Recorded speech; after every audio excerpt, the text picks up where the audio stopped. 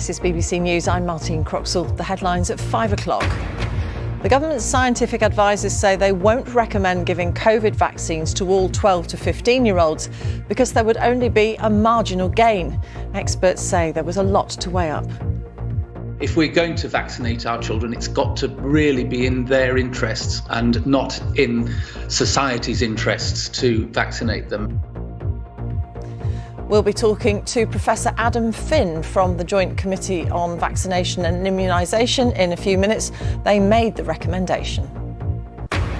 Ministers consider raising national insurance to fund social care reform, despite a Conservative election promise not to increase taxes.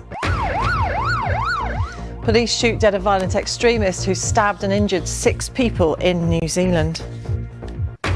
Football's world governing body FIFA investigates last night's events in Hungary where England players were racially abused during their 4-0 win.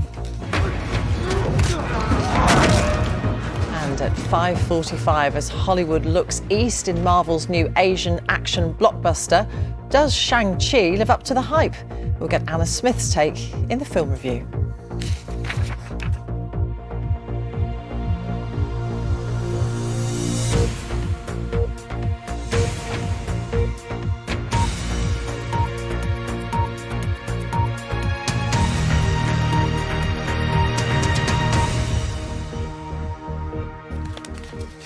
Good evening. Welcome to BBC News. The Foreign Secretary Dominic Raab says he's had constructive discussions with his counterpart in Pakistan about securing safe passage from Afghanistan for people entitled to settle in the UK.